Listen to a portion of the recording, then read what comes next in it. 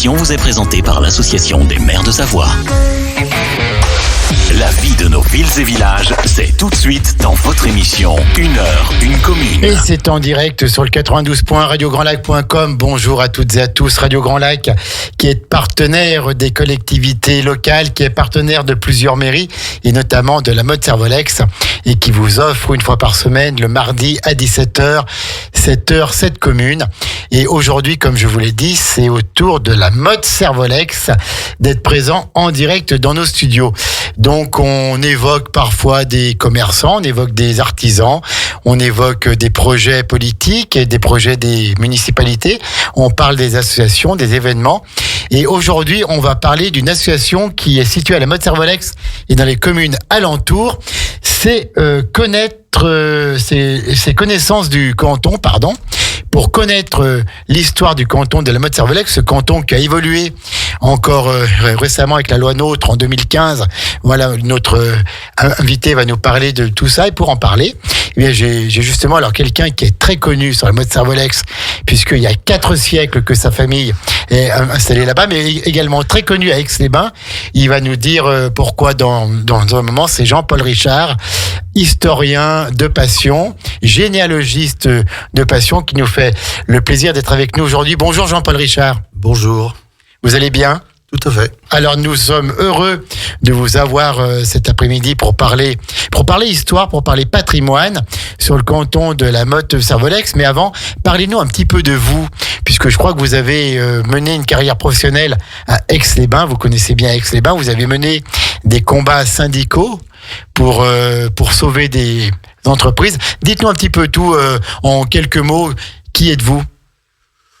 Bon, j'ai 71 ans aujourd'hui. Voilà. Aujourd'hui ? Non. Ah non, soyez le 17 octobre. D'accord, ok. En fait, effectivement, Aix-les-Bains, donc je suis motrin d'origine, ça j'y tiens particulièrement. Comme vous venez de dire, j'ai mes racines depuis près de 400 ans à la Motte. Oui. Donc je suis aussi, j'ai été un temps aixois. J'ai habité Aix, boulevard des Côtes, à la plaine de la Fin, dans les Tours. Et j'ai été employé dans 2 entreprises d'Aix-les-Bains, 2 grosses entreprises. C'était la SAT, Timon, quoi. Timon.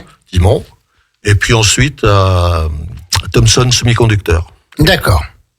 Et donc maintenant vous êtes en retraite. Oui. Et donc vous occupez votre temps à faire des recherches historiques, généalogistes, et on sait que c'est difficile souvent à faire, mais vous le faites avec passion. Et vous présidez, même si vous aimez pas ce titre de président, mais plutôt d'animateur, animateur de l'association Connaissance du canton. Tout à fait. Alors le canton de la Motte Servolex. Canton de la Motte Servolex, que donc Connaissance du canton de la Motte a été créé il y a 40 ans, donc le journal officiel le 10 décembre 84, donc ça veut dire qu'en fin d'année prochaine, on va fêter nos 40 ans. Les 40 ans. Donc Bravo. je dois préparer les 40 ans de cette association en tant que président, en tant que responsable de l'association. Bien sûr. Donc voilà, je m'y attache pour faire les choses au mieux qu'il est possible. D'accord. Et donc vous êtes l'animateur de cette association qui regroupe combien de personnes ? Aujourd'hui, on a 156 adhérents. C'est énorme. Oui, enfin, quand ça a été créé, il y en avait 300. Donc, d'accord. On a eu des pertes, et on a toujours des pertes, parce que les adhérents c'est pas des jeunes, on va dire. Donc, on s'en doute. Donc, il y en a qui jettent un peu l'éponge, et puis il y en a d'autres qui disparaissent malheureusement. Donc il faut tenir, il faut, je dirais, non seulement stopper l'hémorragie, mais moi j'espère bien remonter un donc, petit peu. Tous les passionnés d'histoire, tous ceux qui veulent soutenir les recherches historiques sur le canton de la Motte Servolex sont appelés à être sympathisants de votre association. Tout à fait. Non, mais on a déjà du monde.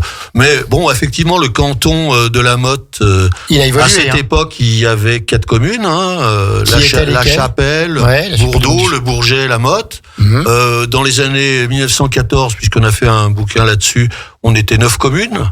Alors donc, quelles étaient-elles peut-être plus au sud ? C'était au sud. Donc c'était Chambéry-le-Vieux, Cognin, Bissy, Vimines, Saint-Sulpice.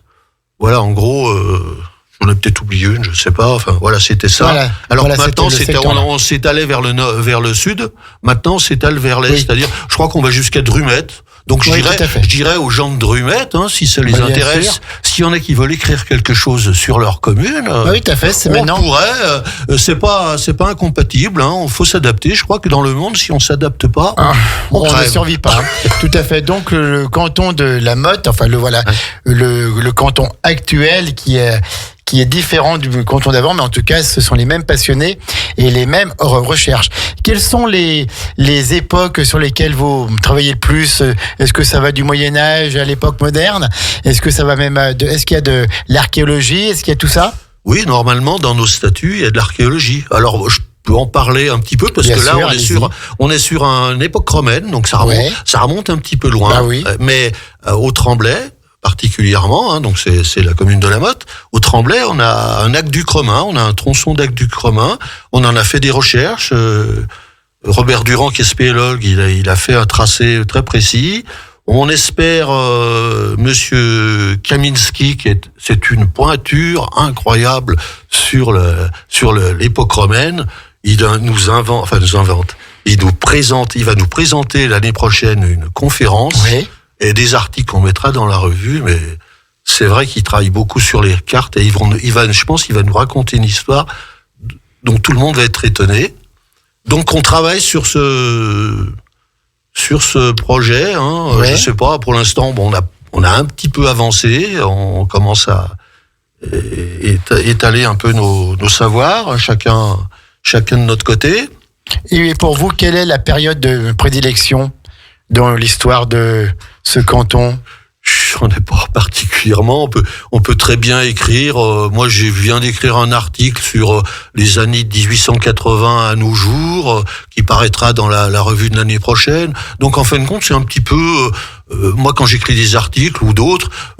par exemple, Jean-Jacques Duchesne, qui était le président de Technolac. Bien sûr. Lui, il a écrit... Qui est venu à votre place il y a quelques mois. Eh bien, lui, il a écrit un article sur le Bourget dans les années 50. Voilà. Il n'y a pas de... Tout ce qui fait connaître l'histoire, la vie quotidienne. On peut remonter loin, comme on peut remonter dans le temps, pas très loin. Quelques décennies.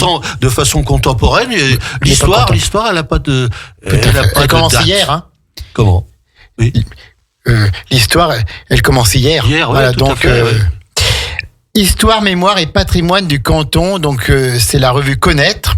C'est le bulletin de l'association, mais c'est un bulletin d'une grande qualité avec plus de 50 pages. 60, là. 60 pages avec des photos qui sont très belles et puis des articles qui sont très fournis. Et en même temps, c'est très agréable à lire. Alors, je vois par exemple sur ce bulletin qui est sorti en janvier 2023, qui est le 63e bulletin. Oui. Donc, ça veut dire qu'il y a plus d'un bulletin par an? Non, enfin... Au début, il sortait un bulletin, 2 bulletins par an. Donc bon, c'était des petits bulletins. Et puis bon, après, il fallait. Je pense que, je sais pas toute l'histoire dans le détail. Le premier président pourrait le raconter, qui était Jean-Noël Parpillon. Jean-Noël Parpillon, qui était élu du canton, justement. Oui, tout à fait. Donc lui, il pourrait dans le détail. Moi, je connais pas tout l'historique je m'attache à ce que je fais aujourd'hui. Et donc là, au début de cette épopée, je dirais, ils sortaient 2 bulletins, puis après ils se sont aperçus peut-être qu'il fallait sortir un bulletin plus important et qu'un par an, parce que c'est quand même sortir un bulletin, c'est du boulot. C'est du boulot, il faut écriire, il faut corriger, mettre en page. Il faut plusieurs mois pour là on vient de boucler par exemple le numéro 64. Je dirais que c'est la première fois qu'on boucle à cette date. Donc là, je pense que dans le cadre du 40e, on va faire un bulletin spécial à 72 pages. 68 ou 72. On n'a pas le choix, c'est 68 ou 72. C'est l'imprimeur, ça.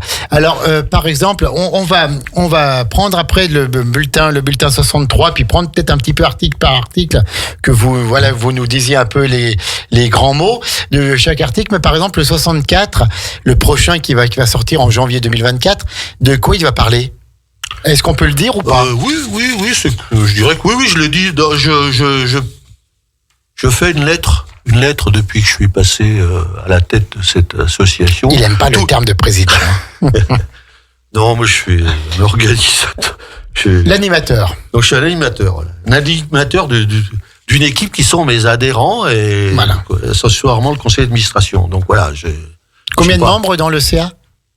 Pour l'instant, on est 6. D'accord, voilà. C'est un petit CA qui fonctionne bien. C'est un petit CA, voilà. Bon. Alors, les thèmes des articles. Donc les thèmes des articles de tête, on fait une nécrologie sur la famille Lenné parce que ils ont marqué avec la fondation Renouveau, donc ils ont quand même marqué leur temps, hein, donc il était nécessaire de faire un petit article. De tête, on va faire, je vais parler des miens parce que les soldats napoléoniens de Bourdeaux et de la Chapelle, ils étaient 7, hein. D'accord, elle est partie dans la Grande Armée. Dans la Grande Armée, voilà. D'accord. Donc on explique un petit peu. Je prends dans le détail chaque soldat. J'explique un peu ses origines, dans quelle armée ils étaient, est-ce qu'ils ont, au vu de la chronologie, à quelle bataille ils ont participé, quoi. Ils sont morts au champ d'honneur. A priori, non. Il y en a, on ne sait pas. Non, ils sont, a priori, il y en a aucun qui est mort. Il y a eu beaucoup de disparus pendant les guerres napoléoniennes et c'est un peu à cause de ça, je dirais à cause de ça que Napoléon, dans le Code civil, a créé le statut de disparu et d'absent. Ouais. Voilà, ils sont pas morts, mais on sait pas où ils sont.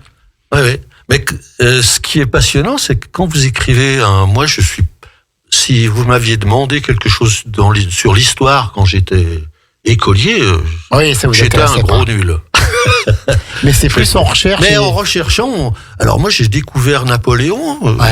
Je connaissais, tout le monde connaît Napoléon, mais j'ai écouté le Premier Empire, Deuxième Empire. Maintenant, je dirais pas que je suis un spécialiste, mais je vois la chronologie des faits, ce qui s'est passé. Et c'est vrai que quand on écrit un article, c'est du travail, c'est de la recherche, mais vous enrichissez. On s'enrichit, hein. C'est incroyable. Bien sûr. Et donc les autres articles. Moi j'ai fait un article aussi sur le clos Lémé à la Motte. C'est un clos qui faisait 4 hectares en plein centre-ville. C'est quelque chose. J'ai découvert. En plein centre-ville. En plein centre-ville, derrière la mairie, quelque chose d'incroyable. Et d'ailleurs, il y a peu de gens qui se doutent de cette. J'aurais pu écrire un roman parce qu'il y a tellement d'intervenants et j'en suis pas arrivé à bout puisque je pense que je vais faire la suite. Je suis parti de 1881 parce qu'on m'a fourni une base, une trame que j'ai développée, j'ai fait des recherches. Mais où est-ce que vous cherchez? Aux archives départementales, aux archives municipales? Oui, municipales. Mais j'ai fait des recherches par rapport à la généalogie. J'ai fait la généalogie des gens. Pour savoir d'où ils venaient, ce qu'ils ont fait, etc. La généalogie m'a beaucoup aidé à construire cet article. Vous êtes passionné de généalogie. Ah oui, faut pas me demander parce que là on est déjà 1 heure. Donc vous connaissez les registres paroissiaux par cœur, je pense. Non, pas par cœur, mais je sais comment les consulter. Voilà, il y a des outils, comment utiliser les outils, c'est tout. Donc registres paroissiaux jusqu'à la Révolution française. L'étape de recensement, tout ça. Donc il y a des combines pour remonter. Bien sûr. C'est quand on a pratiqué un petit peu. Bien sûr. On sait comment faire. Je comprends que quelqu'un qui veut faire son arbre généalogique, il est un petit peu perdu. Hein. Donc on a d'ailleurs, même cette année, moi j'ai ouvert une activité généalogie à connaissance du canton. Donc on a 8-10 adhérents qui sont venus, qui ont commencé leur arbre, et puis on les accompagne une fois par mois. Le dernier vendredi de chaque mois, ils viennent pendant 2 heures, on les aide individuellement à débloquer peut-être un... Oui, d'accord. Et vous avez fait votre arbre... Oui, mais je fais pas que le mien. Moi, Oui, j'ai fait le mien. Je suis remonté à Humbert Ier de Savoie. Ah oui, d'accord. J'ai l'an 1000, quoi. Voilà, l'an 1000. Vous avez remonté 1000 ans. J'ai remonté 1000 ans. 1000 ans.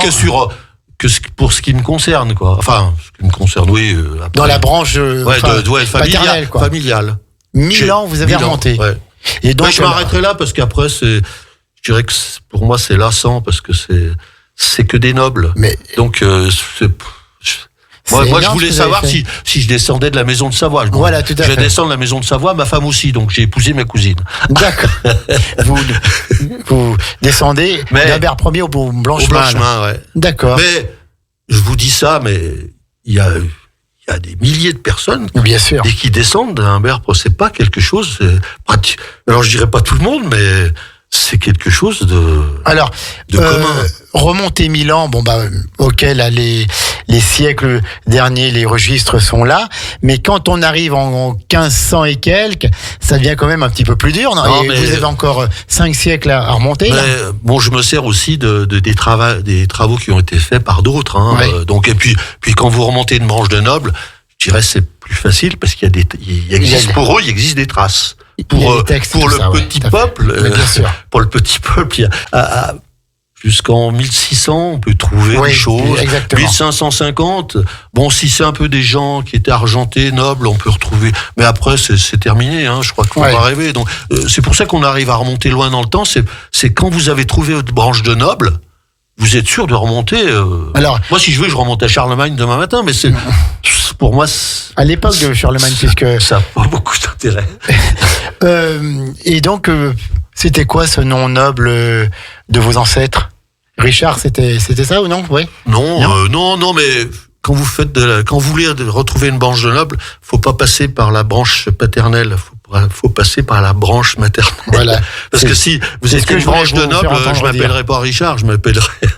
Bien sûr. C'est souvent Richard. C'est souvent. Il y en a des familles de Richard, effectivement. Mais je veux dire, c'est souvent par la femme qu'on remonte. Moi, j'ai constaté souvent par le côté féminin qu'on remonte. Et cependant, il y a les changements de nom au moment du mariage. Oui, non, mais là, je me dis toujours, si on avait été soumis au matriarcat, notre nom serait pas le même. Bien sûr. Parce que la femme, souvent les gens, ils s'appellent Dupont, ils remontent les Dupont. Mais ça a aucun intérêt. Je veux dire, les Dupont, faut remonter la branche féminine, parce que l'homme et la femme, ils ont le même poids, ils ont le même poids, ils ont la même valeur. Donc, se brancher. Je comprends que quand on s'appelle Dupont, on veuille savoir d'où viennent les Dupont, mais faut aussi savoir d'où vient les épouses, enfin le côté. Le côté de la mère. Le côté de la mère. Et de ses parents et ainsi de suite. Écoutez, c'est passionnant. On va parler un peu après de généalogie. Vous allez nous faire un petit exposé donc sur déjà les articles de ce numéro 63 que l'on peut encore trouver en librairie. Oui. Non, il n'est pas en librairie. Il est à la vente. On ne vend pas c'est pour les adhérents. Ensuite, on en distribue une 60aine aux associations amies, je dirais. Et puis après, les gens qui sont intéressés dans la foire aux livres ou des choses comme ça, Eh bien, on marque une pause musicale et ensuite on parlera du bulletin de l'association Connaissance du canton de la Motte Servolex, le numéro 63. On va parler d'un fusillé pour l'exemple, de la Vogue. On va parler du nom de famille et ça, je crois que vous avez des connaissances très pointues là-dessus. On dira un petit mot sur Technolac. On parlera de Napoléon et comment la défaite de Napoléon à Waterloo, le 18 juin 1815, donc aura une incidence sur le pont du Tremblay à la Motte Servolex. On parlera de tout ça, on parlera un petit peu de vos projets aussi. C'est toujours sur Radio Grand Lac, la radio de l'identité locale, et on est ensemble avec la Motte Servolex, 1 heure 1 commune. On revient avec Jean-Paul Richard dans quelques petites minutes. La radio de l'identité locale à Aix-les-Bains et autour du lac du Bourget, Radio Grand Lac sur 92.1. Cette émission vous est présentée par l'Association des maires de Savoie. La vie de nos villes et villages, c'est tout de suite dans votre émission 1 heure, 1 commune. Et nous sommes de retour à 17h26 pour 7 heures, cette commune avec la Motte Servolex, notre partenaire, la commune de la Motte Servolex. Et on parle aujourd'hui histoire, patrimoine et histoire avec Jean-Paul Richard, qui est le président animateur de l'association Connaissance du canton. Et donc qui a publié son bulletin traditionnel, Histoire, mémoire et patrimoine du canton, avec un très beau titre, Connaître.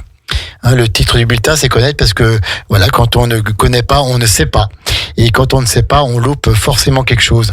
Donc, sur les communes de Bourdeau, du Bourget-du-Lac, la Chapelle du Mont-du-Chat et la Motte Servolex, et maintenant, comme on a parlé, avec l'évolution des limites du canton, bien sûr, il y a Drumettaz, Clarafond, il y a Vauglan, il y a Luvier-du-Lac, il y a tout ça qui pourrait rentrer dans cette association. Jean-Paul Richard, le bulletin 63, qui est sorti en janvier 2023, parle de plusieurs thèmes et on va les évoquer rapidement. On va pas faire une conférence historique jusqu'à 20h, puisqu'en plus à 18h15, il y a l'ami Sylvain et ses chroniqueurs qui vous attendent pour C'est bientôt l'apéro, donc c'est intéressant ça, Jean-Paul. Mais là, donc le bulletin 63, si on prend les articles qui ont été faits, notamment celui pour c'est vous qui l'avez fait, celui-là, un des premiers fusillés pour l'exemple, Lucien Joseph Royer, garçon meunier au Bourget du Lac. Qu'est-ce que vous pouvez nous dire sur cet article, un des premiers fusillés pour l'exemple? C'était un Aixois déjà. C'était un Aixois. Il était garçon meunier au Bourget du Lac, à la minoterie des Granges. C'est pour ça que j'en parle. Oui. Donc ça se rattache un peu à la motte. Mais en fait, c'était un Aixois. Et je crois que les parents habitaient avenue de Saint-Simon. Donc, pas loin de là. Pas loin de là, ouais. Pas loin de là. Donc, les fusillés c'est quelque chose qui, disons, qui est parti d'un article dans le Dauphiné libéré, si je ne m'abuse. Je crois que ça commence comme ça, où on parle de... je crois que c'est de lui. Mais on s'est apparemment trompé sur son nom. Et, enfin, il me semble, j'ai plus dans le détail. Enfin bref, ça m'a branché cette histoire de fusiller pour l'exemple, parce que moi je me souviens de mon grand-père qui a fait la guerre de 14. Je suis passionné de cette guerre de 14, puisque nous avons publié avec l'association et Daniel Légat, qui est aujourd'hui le président de l'histoire apathuenne de Bissy, donc c'est un confrère, c'est un ami, un confrère, donc on travaille souvent ensemble, on se connaît depuis cette date, on a travaillé pendant 4 ans pour établir cette publication. Voilà, donc fusiller pour l'exemple, moi ça m'a toujours... on apprend quand même de sources quand même militaires que, en fin de compte, il y a eu des abus, surtout au début de la guerre. Il y a des pauvres soldats. Alors, je dis pas qu'ils sont tous blancs, mais il y en a quand même un certain nombre. Ils ont été fusillés pour l'exemple, donc j'y étais pour rien. Est-ce que c'est au moment des mutineries de 1917 Non, c'était tout. Non, c'était au tout début. C'est dans les premiers mois pour tenir la troupe, parce on faisait peur. On faisait peur parce qu'on s'est aperçu que les Allemands, on pensait les plier, passez-moi l'expression, dans les quelques mois, et donc les gens se découragent. Enfin, les soldats étaient un petit peu. Quand les soldats sont partis à la guerre, c'était pour début août. Ils rentraient pour les vendanges. Tout à fait. Ils rentraient pour les vendanges, et en fin de compte, non. Puis ensuite, on sera là pour Noël. Il y a eu des doutes qui se sont installés au sein des soldats, et donc il fallait les tenir. Donc on a employé la peur, tous les moyens dont les fusillés. On a fusillé pas mal de monde. Et ce que je raconte là, Royer en l'occurrence, ça a été le premier groupe de 4 fusillés pour l'exemple. C'était le premier au tout début de la guerre. En 14. Donc, il passait au peloton d'exécution. Peloton d'exécution. Désobéissance. Alors, c'était justifié ou pas, c'était expéditif. Toujours. C'était expéditif. C'était la justice militaire. La famille devait payer la balle. Ouais, et je vous explique pas quand la famille Royer qui habitait, je sais plus, c'est avenue de Saint-Simon, quelque chose comme ça, la honte qui tombe. Qui tombe. Déjà, ils perdent leur fils, le deuil, mais en plus... payer la balle. Payer la balle, et c'est quelque chose de... Moi, ça m'a toujours... On sent dans vos yeux que ça vous émeut encore, cette histoire. Il y a une période sombre de la Première Guerre mondiale. Il y a eu tellement de périodes sombres. Bien sûr, c'est une guerre, puis ça a été une boucherie, la guerre de 14. Pour moi, elle porte bien le nom de la Grande Guerre. La Grande Guerre. Après, la 39-45, je ne vais pas mépriser la 39-45, mais je veux dire, au début, la 39-45, je m'en suis pas très occupé parce que c'est difficile de travailler dessus, on n'a pas accès. C'est trop tôt, on n'a pas accès à tous les documents. Et puis c'est plus la période d'occupation, parce que la guerre c'était 39-40. 39-40, c'était la drôle de guerre, on ne savait pas si. Et puis c'était vite plié, donc. En un mois. En un mois, donc. C'était une drôle de guerre, mais bon, toutes les guerres sont à bénir. Oui, tout à fait. Même encore maintenant. Donc, ce premier article, un des premiers fusillés pour l'exemple, Lucien Joseph Royer, qui n'avait pas le droit au titre de mort pour la France et qui ne sont pas inscrits sur les monuments aux morts des communes. Oui, c'est ça. Hein, c'est ça. Certains ont été oui, je crois que dans une après. commune, ils ont été réhabilités parce qu'il y a une loi qui a été passée sous, je sais plus quel homme politique, assez récemment. Hein, par contre, ce que je peux vous dire, c'est que sa sœur, elle est enterrée au cimetière d'Aix-les-Bains. D'accord. C'est la seule qui et son frère, genre, je sais plus s'il était plus jeune que lui ou pas. Il est mort à la fin de l'année. Ouais. La fin de l'année de la mort de Joseph, hein, de Lucien Joseph. Je crois qu'il est en 14, hein, donc son deuxième frère est mort. Donc vous imaginez pour les parents, voilà, c'est quelque chose de. Bref, ce n'est pas si vieux que ça quand on voit ce qui peut se passer encore hier, il y a quelques jours en France et hier en Belgique. D'ailleurs, à ce sujet, on va faire une conférence l'an prochain sur il y a quelqu'un qui était intéressé et qui va nous préparer, qui est en train de nous préparer une conférence sur les fusillés pour l'exemple. D'accord. Si je vous dis le deuxième article, donc écrit par un certain Jean-Noël Parpillon, que l'on connaît bien, qui a été élu du canton, conseiller général et élu également à la Motte Servolex, Vogue et Batterie, quand querelleur et dangereux se confrontent à Servolex au XVIIIe siècle. Oui. Qu'est-ce que vous pouvez nous dire là, sur cet article? Bon, je m'en suis pas occupé mais je veux dire, il y avait, c'était des histoires qu'on retrouve dans les affaires criminelles. Je crois que Batterie, c'est les bagarres, quoi. Ouais, voilà. C'est les bagarres. Ouais. Maintenant, quand on dit que parfois il y a des bagarres dans des fêtes tout, et ben c'était ça déjà. Il y a 3 siècles. Il y avait l'alcool qui coulait. Bien sûr. Qui coulait à flot. Bon c'est ce qui. Mais moi j'ai connu. Enfin, je sais pas. Maintenant, je suis un petit peu plus. Quand on allait au bal à mon époque, c'était déjà le cas. Un petit peu. Donc on change pas le monde. Hein. Et donc, déjà à cette époque, au XVIIIe siècle, il y avait déjà des bagarres, quoi, dans les fêtes, lors des balles. Il y avait des affrontements, d'ailleurs, je crois, entre les jeunes de Chambéry-le-Vieux et les jeunes de la Motte. Bon, il y a plein d'histoires comme ça à raconter. C'est pour ça, je veux dire, c'est inépuisable. Quand on se lance à raconter des histoires, il suffit de chercher dans les archives municipales déjà. Oui. Allez aux archives municipales. Je vous invite les gens à aller aux archives municipales. Il y a plein d'histoires. Et on voit là que notamment le vin servi dans les nombreux cabarets installés dans tous les villages, puisqu'avant dans chaque village il y avait ce qu'on appelait des cabarets, des bars, des bars maintenant. Et donc c'était des motifs à désordre et à dispute. Bien sûr. On buvait. Mais, je suis tombé parce que là je suis en train de faire des recherches aux archives municipales à la Motte dans les années 1840-1850. Bon, j'ai juste cette période sous le projecteur. Il y avait 7 débits de boissons. Hein. Ouais, bien sûr, et quand on voit, parce qu'ils avaient une taxe, l'octroi, ça s'appelait. L'octroi. Ils avaient une taxe, ils alignaient donc la consommation d'alcool. Mais ça fait peur. C'est quelque chose d'incroyable. D'ailleurs, je ne sais pas si je vais pas en faire un article parce que c'est vraiment à tomber par terre. À cette époque, l'eau n'était pas très propre, donc on buvait du vin. Hein. Non, c'était aussi du vin. Vin paysan local, donc ça faisait 7 degrés. Bien sûr. Donc on pouvait en boire des. Et le grand pasteur disait que le vin est la plus hygiénique des boissons.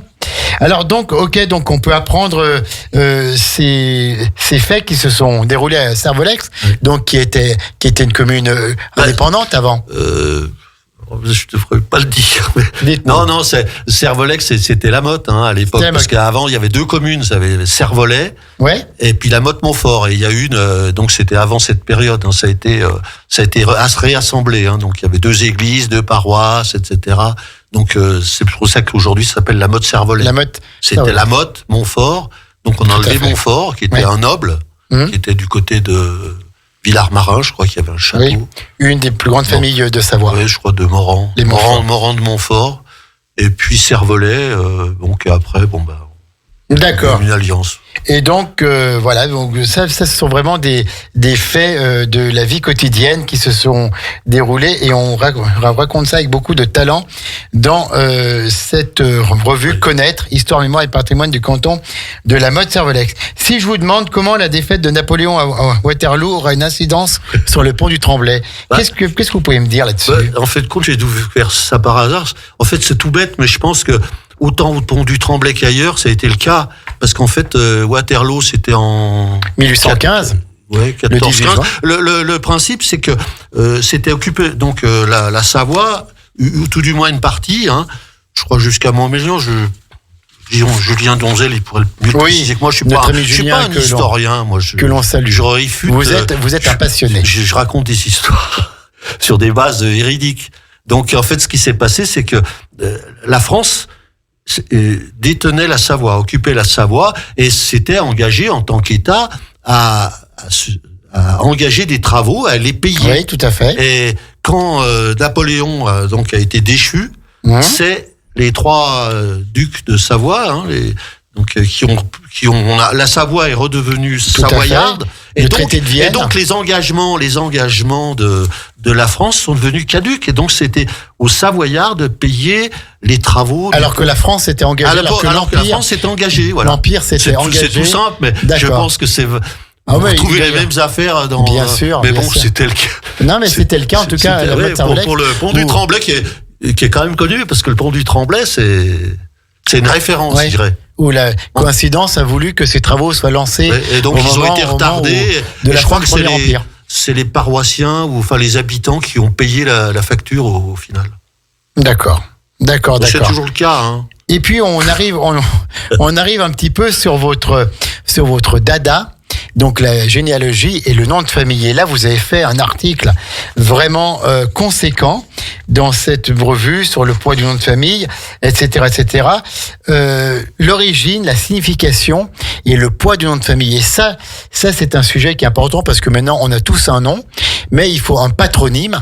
Mais il faut savoir qu'il y a quelques siècles, ce n'était absolument pas le cas. Et il y avait les surnoms, il y avait plein de choses comme ça.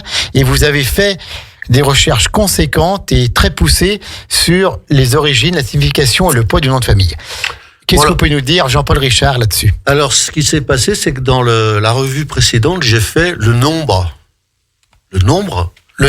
C'est-à-dire que le nombre de toute façon, le nombre, il est là. Hein, c'est puissance 2. Hein, chaque fois que vous passez d'une génération à une autre, vous doublez. Bien sûr. Vous êtes seul. Vos parents sont 2, vos grands-parents sont 4, 8, 16, 32, 64, oui, 128. Tout à fait. Donc j'ai fait... C'est exponentiel, ça. C'est exponentiel. Et c'est immuable. Tout le monde a un père, une mère. Jusqu'à maintenant, on n'a pas... Oui. Peut-être qu'on trouvera demain d'autres systèmes. Tout à fait, mais pour le moment... jusqu'à maintenant, c'est comme ça que ça marche. Donc, quoi qu'on veuille, les chiffres, ils sont là, ils sont implacables. Donc, quand j'ai fait cet article, j'ai même fait d'ailleurs une conférence, tous cousins. On est tous cousins par le nombre. Et j'ai dit, je vais faire le nom maintenant. Donc le nom, le nombre et le nom.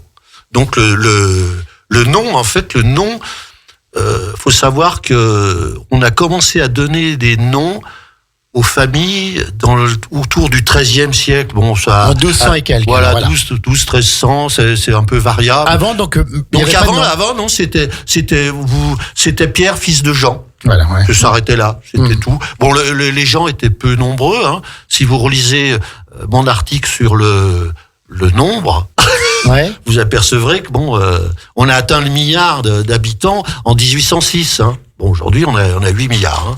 Ouais. Donc, quand on fait les comptes, ça fait un petit peu peur.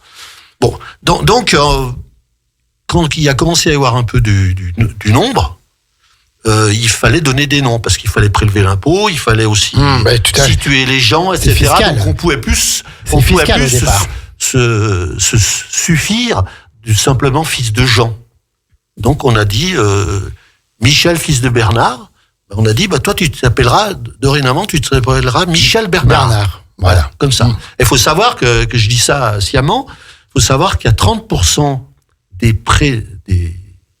des noms de famille qui relèvent de prénoms. 30% plus de 30% comme moi, noms. Germain. Voilà, Germain, par exemple. Il y a beaucoup de gens, Bernard, Germain, Durand, peut-être, Michel. Enfin, vous cherchez autour de vous. Cherchez autour de vous, vous apercevrez qu'il y a énormément de gens qui ont un patronyme, patronyme, c'est un nom, c'est 2 prénoms. Moi-même, je dirais Ricard, c'est un prénom. Tout à fait. Donc voilà. Donc déjà, voilà, on a dit, toi, Michel, fils de Michel Jean, enfin peu importe, c'est comme ça que ça s'est passé. Déjà pour un tiers de la population. Pour les suivants, je dirais, il y a pas trois gros tiers. Après, il y a des tiers qui sont un peu, des quarts, non pas des tiers, des quarts. C'est un peu comme dans Pagnol, hein. Ouais. Les 4 tiers. Donc après, il y a eu le lieu. Oui. Le lieu. Donc c'était par exemple Dupont, de l'église. C'était parce qu'il était proche du pont, proche de l'église. Et après, il y a des noms un petit peu spécifiques à chaque province, etc. Oui. Donc voilà. Donc il y a eu cette partie-là. Ensuite, par rapport à la profession. Bien sûr. Un autre quart, je dirais, par rapport à la profession. 25% ou 20%. Enfin, je n'ai plus les chiffres en tête. Hein. Vous lisez mon article, vous le verrez. Oui, c'est très bien. Et donc, par rapport à la profession. Donc, par exemple, je sais pas, boulanger, c'était le général Boulanger. Bien sûr, oui, tout à fait. J'ai un exemple comme ça qui me vient à l'esprit. Boucher, oui. Et puis après, un autre quart qui était moindre par rapport à l'aspect physique. Mais ce qu'il faut savoir, c'est qu'en France, on est pratiquement le seul pays au monde où on a le plus de noms de famille.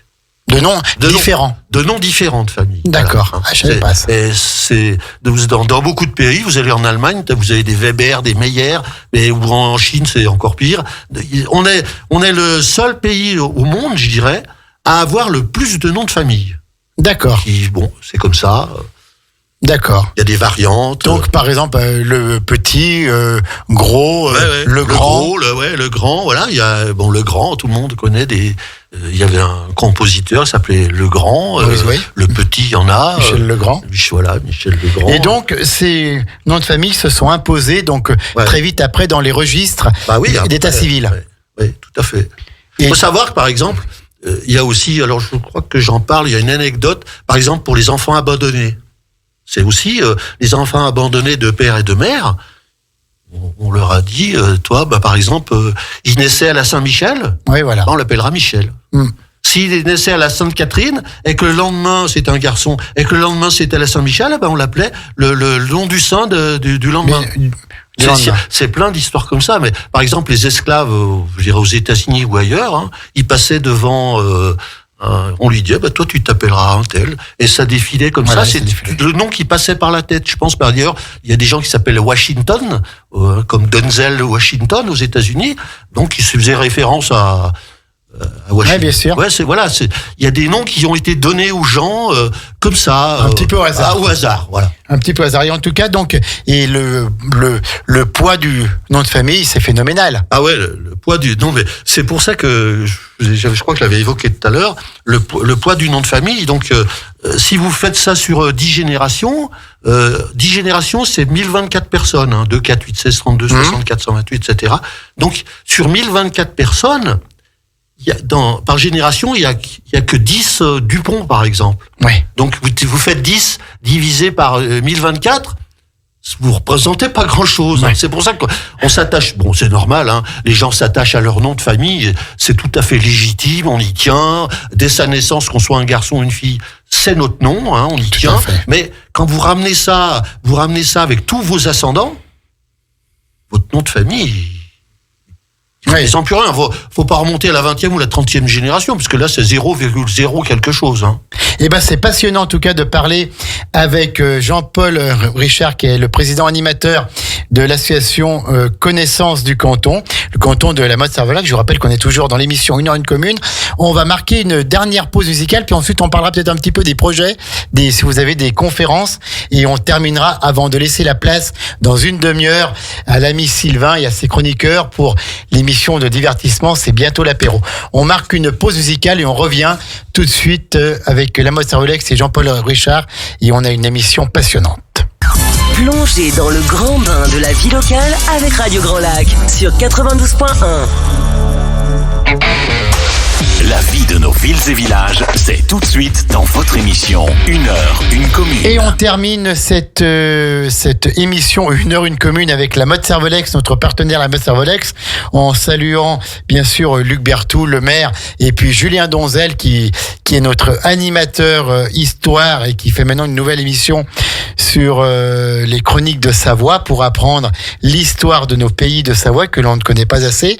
Et donc, nous sommes aujourd'hui avec Jean-Paul Richard, animateur et président, même s'il n'aime pas ce terme, je le taquine un petit peu, de l'association Connaissance du Canton, Histoire, Mémoire et Patrimoine du Canton de la Motte-Servolex, avec ce bulletin qui est publié une fois par mois maintenant, mais une fois par an, pardon, et qui sortira le prochain, donc en 2024, pour les 40 ans de l'association. On a fait un petit peu le tour des articles du numéro 63 qui est sorti au début de cette année pour vous donner vraiment envie de le lire. Je peux vous dire que ça se lit très bien, c'est riche, mais en même temps c'est accessible pour tous et c'est agréable et surtout c'est notre histoire locale, Jean-Paul. Tout à fait. Ah, et elle est vaste, hein. Je peux vous dire que elle est vaste. Tous les jours j'en apprends, tous les jours je pourrais faire des articles sur...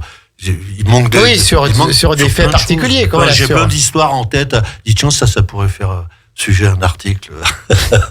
Et puis vous avez aussi des projets dans cette association, donc d'ailleurs dont le siège est à la Maison des Associations 201 avenue de Saint-Exupéry à la Motte-Servolex. Vous faites des permanences. C'est ça, on fait une permanence tous les premiers vendredis de chaque mois. Sauf en juillet, en août. Ouais, non, mais je le fais en juillet. Moi, il n'y a pas de problème. Il n'y a pas J'ai pas de problème pour faire des permanences d'1 heure, 2 heures. Donc, et puis, en principe, le dernier vendredi de chaque mois, on fait une permanence généalogie. Voilà. Et vous avez un site internet. Oui. Qui est connaissanceducanton.org. www.connaissanceducanton.org. Et bien sûr, on parle du canton de la Motte-Servolex, et notamment les communes de Bordeaux, le Bourget-du-Lac, la Chapelle du Mont-du-Chat, une des plus grandes communes de Savoie, et la Motte-Servolex. Et alors, vous avez un projet, qui est même plus qu'un projet, puisque ça s'approche maintenant. C'est le 26 octobre 2023, à la salle Bellevarde, conférence sur le cimetière de Charrière-Neuve, le Père-Lachaise savoyard. C'est ça. Donc, dites-nous tout. C'est donc Monique Daquin. Bon, je ne la connais pas personnellement. Je ne l'ai jamais rencontrée. Elle est guide conférencière à la ville de Chambéry. Elle est présidente des guides. Je veux dire, c'est quelqu'un qui a apparemment des très grosses compétences dont on m'a parlé. Donc, elle fait pas. Parlez bien dans le micro. Elle fait pas que le cimetière. Hein, elle fait bien autre chose. Mais je crois qu'elle a commencé par le cimetière, ses premières conférences. Donc, là-dessus, je crois qu'elle est très pointue. Et d'ailleurs, le cimetière de Chambéry, je peux vous dire, dans le cadre de la généalogie, je l'ai photographié de fond en comble. Je crois j'ai dû y passer 10 matinées complètes. Il y a 8000 tombes. Hein, parce que le cimetière de Charrière-Neuve. Ouais. D'accord. Et il y a des tombes incroyables. Il y a des gens illustres. Hein. C'est vraiment quelque chose. C'est pour ça que je me suis permis de l'appeler le Père-Lachaise savoyard. Parce bien sûr. Il y a des noms. D'ailleurs, des noms qui ont fait la ville, hein, qui ont fait la ville, l'industrie, enfin tout, qui ont fait la Savoie. Donc c'est le 26 octobre, durée 1h30, mais on n'a pas l'heure. C'est à quelle heure? C'est à 7h30, 19h30. 19h30 le soir, donc le jeudi 26 octobre, parce que vous avez fait une belle annonce, mais il n'y a pas l'heure. 26 octobre, on sait que ça dure 1h30, c'est à salle Bellevarde, c'est ouvert à tous. C'est ouvert à tous. Et donc, venez apprendre sur le cimetière de Charrière-Neuve, le Père-Lachaise savoyard, et vous apprendrez notamment qui est la sœur d'Alphonse de Lamartine, qui est enterrée, Césarine de Lamartine, avec son mari, son époux qui était sénateur de Savoie et son fils comte de Vignay, voilà, etc., etc. Vous saurez tout ça le 26 octobre 2023, salle Bellevarde à la Motte-Servolex. Donc c'est à là le Didier Parpillon, oui. 19h30, c'est marqué en bas, donc conférence de Monique Daquin. Quels sont vos prochains projets avec cette belle association historique? Moi, je travaille aussi avec... je voudrais simplement signaler qu'il y a aussi une conférence le vendredi prochain au Bourget-du-Lac avec un de nos adhérents, Jean-Amédée Latou, qui va nous parler de son grand-père pendant la guerre de 14-18. Donc ça, moi, je pense que je vais y aller. Vous allez y aller, je pense. Ah oui, ça, je vais pas la louper, mais bon, ça aussi, c'est... Donc, toutes les conférences sont différentes, vous voyez. Là, on va parler d'un cimetière, on peut parler de la guerre de 14. Je sais qu'on avait fait une conférence sur le granier, ça avait passionné beaucoup de gens. Sur la chute du granier en 248. Voilà, donc, pas que, on a parlé du granier, de spéologie avec Robert Durand. D'accord. Donc, voilà, c'est varié. Une société savante, un peu. Voilà, puis, oui, bon. Eh ben écoutez, Merci beaucoup, Jean-Paul Richard. Peut-être encore un petit mot. Donc, vous êtes un retraité très actif. Vous faites beaucoup de recherches en histoire, en généalogie. Quelles sont vos autres passions? Bah, vous savez, ouais, c'est déjà beaucoup. Ça fait, je peux vous dire, j'y passe quelques heures par jour, pour pas dire la journée. Et quand vous faites pas ça, quels sont vos autres moyens de vous évader? Quand vous en avez marre, parce que parfois on recherche, on trouve et c'est très bien, mais quand on trouve pas, je le sais, c'est bon, au bout d'un moment, c'est beaucoup moins bien. Ouais, donc peut-être, est-ce que vous faites autre chose? Vous avez d'autres violons d'Ingres? Je fais de la généalogie. D'accord, ok, voilà, donc c'est vraiment. Non, je fais du tir sportif, bon, ça. D'accord. Voilà, c'est. D'accord, en tout cas, retraité actif et toujours dynamique. Association pour l'histoire, la mémoire et le patrimoine du canton de la Motte-Servolex, donc les communes de Bourdeaux, le Bourget-du-Lac, la Chapelle-du-Mont-du-Chat, la Motte-Servolex, mais les nouvelles communes qui font partie de ce canton peuvent bien sûr être intéressées. Donc c'est histoire, c'est connaissance du canton, et donc le président était là avec nous aujourd'hui. Jean-Paul Richard, on rappelle le site internet connaissanceducanton.org, tout simplement, connaissanceducanton.org, et il y a même un mail contact@connaissanceducanton.org. Je crois que vous avez des grandes compétences en informatique et que vous occupez des mails, du site internet et tout, vous y passez aussi de longues heures. Non, mais je suis aidé avec une personne qui est compétente. Donc, et qui s'appelle comment, cette personne? Jean-Daniel Légère. C'est lui qui nous fait la publication. C'est lui qui nous fait donc il a une entreprise, What Web, qui nous fait la publication de notre revue. Eh ben, merci beaucoup. Merci beaucoup pour ces propos historiques sur notamment le patronyme, le nom de famille, sur la défaite de Waterloo qui a remis en cause, ou en tout cas qui a changé le financement du pont du Tremblay pour le plus grand malheur des habitants et des voisins, des riverains. Et puis on a parlé aussi de cette période sombre de la guerre de 14 avec les fusillés pour l'exemple. On arrête cette émission ici. Dans un peu plus d'un quart d'heure, c'est Sylvain, ses chroniqueurs et ses invités qui vous proposent de partager l'apéro. C'est bientôt l'apéro. Je peux rester? Mais bien sûr, mais bien sûr, vous êtes bien avec nous. On va parler musique, on va parler divertissement, on va parler de plein de choses. On va passer un bon moment avec l'ami Sylvain qui est tout destiné pour animer cette émission. Bon, bien. Merci. Merci à vous. Jean-Paul Richard. Et bonjour à mes adhérents. Et tout à fait. On salue tous les adhérents et tous les bénévoles de votre belle association. Et on vous souhaite de passer un bel anniversaire des 40 ans. On sera à vos côtés si vous le souhaitez pour cet anniversaire. Et on vous dit on a des bientôt. On a des projets. Merci en tout cas et on vous suit. C'était 1h1 commune avec la Motte-Servolex. Bonne soirée sur Radio Grand Lac. Radio Grand Lac, votre radio.